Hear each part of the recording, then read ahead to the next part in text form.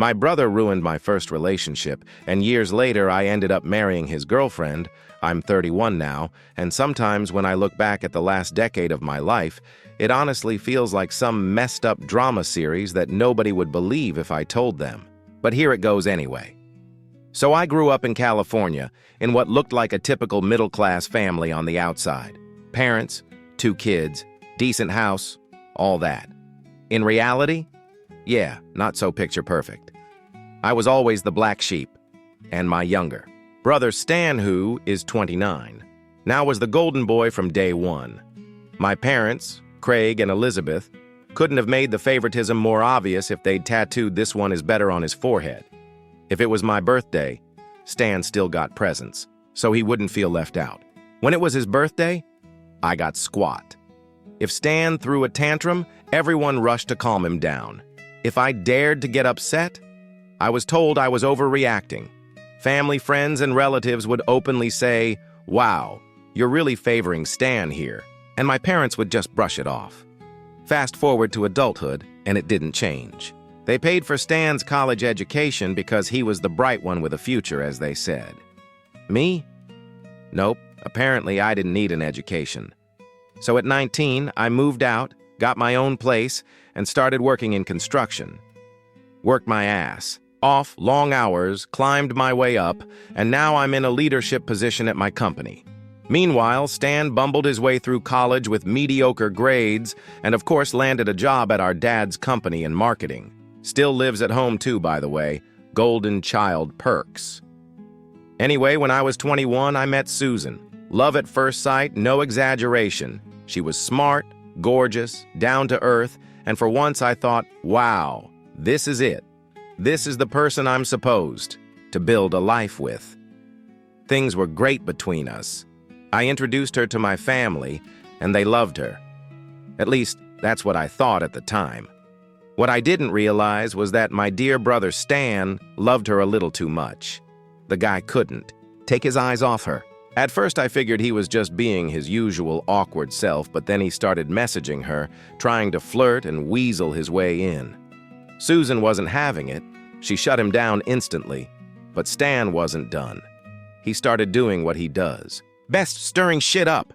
Suddenly, rumors started floating around about me. That I had a criminal record, that I was cheating, that I wasn't who I claimed to be. All fake, obviously, but they were vague enough that he could deny involvement. Except, it was obvious where it was coming from. Susan didn't believe a word of it because it was easy enough to disprove. But it wore on her. Constant whispers, constant drama. The nail in the coffin was when she got screenshots and evidence that I was cheating on her.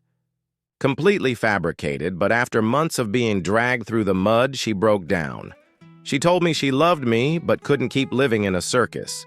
She didn't believe the evidence, but she was done with the constant stress. She walked away, and I was crushed. And in true Stan fashion, not long after she left me, he tried to swoop in, like clockwork. Susan wanted nothing to do with him, rejected him, and ended up moving out of state. Cut contact with everyone. That was it. Gone, like she'd never existed. At that point, I was done with my family. I told them if they contacted me again, I'd look into restraining orders, legal action, whatever it took. Shockingly, they actually left me alone, for a while at least. I poured myself into work, tried to rebuild, and just existed for a few years. Then life decided to throw in the most twisted plot twist imaginable. When I was 26, I met Chloe at a cafe. She was 25, and we hit it off immediately. There was this spark, and for the first time since Susan, I felt like maybe I could let someone in again. Problem was, she had a boyfriend. She was upfront about it, and I respected it. We stayed friendly, nothing more. But eventually she admitted she'd fallen out of love with him and was going to end it. So she breaks up with him. Guess who the boyfriend was? Yep, Stan. Neither of us had any idea. Chloe tells him she's done and that she's been talking to me. The guy absolutely loses his mind. According to her, he was in the kitchen screaming, throwing glasses and plates while my parents tried to stop him. Honestly, wish I could have seen it, because that's probably the first time they ever saw their golden boy for what he really was. A spoiled man-child. Of course, the fallout landed on me. My parents blew up my phone with angry calls and texts, accusing me of stealing Stan's girlfriend, as if grown women are some kind of property to be stolen. Chloe had no idea about my family history at this point, so she was just blindsided by all of it. Me? I couldn't resist being a little sarcastic. I shot back with, well, I guess she wanted a real man and not a boy. That sent them through the roof. They actually threatened legal action. For what? Being more attractive to a woman than their son? Please, so I blocked them. Should have done it years earlier, but before I did, I admit I went full petty and sent Stan flowers with a card that said, "Sorry for taking your girlfriend. Best wishes, Robert." Yeah, childish, I know. I cringe about it now, but at the time, it felt like sweet, sweet payback after everything he'd pulled. Eventually, Chloe learned the full backstory. I told her everything, apologized for the petty stunt, and promised her I wasn't going to let my family's drama define our relationship. She forgave me, Eve. And honestly, she's been my rock ever since. My family tried to keep contacting me with fake social media accounts, random letters, but I ignored all of it until they finally gave up. Radio silence, which is the best gift they've ever given me. Now, here we are. Chloe and I are married.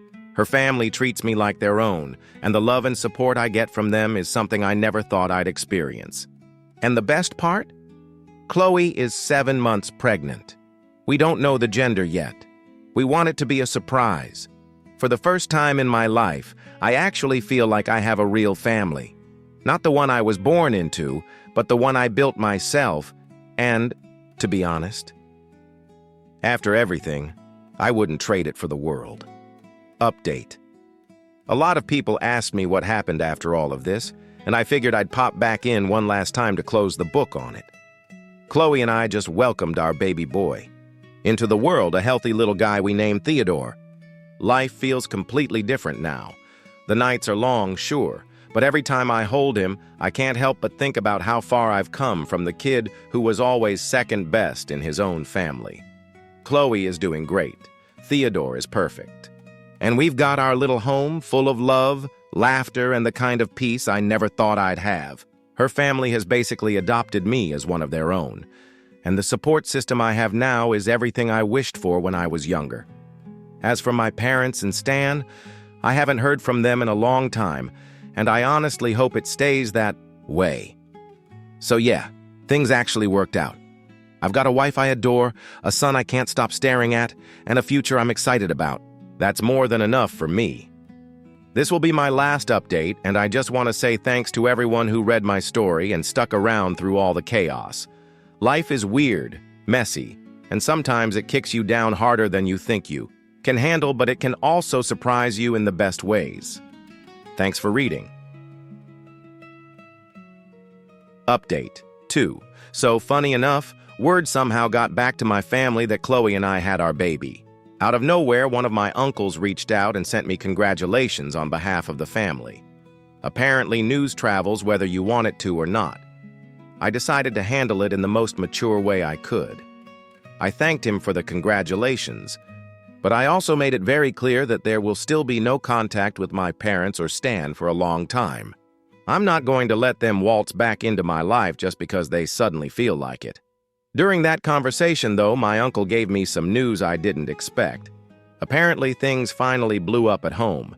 Stan was forced to move out and find his own job because, get this, my parents finally realized that maybe coddling him for his entire life wasn't doing him any favors. According to my uncle, they even admitted they'd been stupid about a lot of things, that they'd made mistake after mistake in how they treated me versus him, and apparently, they want to apologize. My response? I told my uncle that they had their whole lives to figure that out. They had decades to treat me fairly, to apologize, to step up as parents. It's way too late now. I've built my own life, my own family, and I don't need whatever half-baked apologies they're trying to hand out now that reality finally hit them. So yeah, that's where things stand. I'll continue living my life with Chloe, baby Theodore, and the amazing family I married into, and they can sit with the consequences of their actions. That's as much closure as they're ever going to get from me.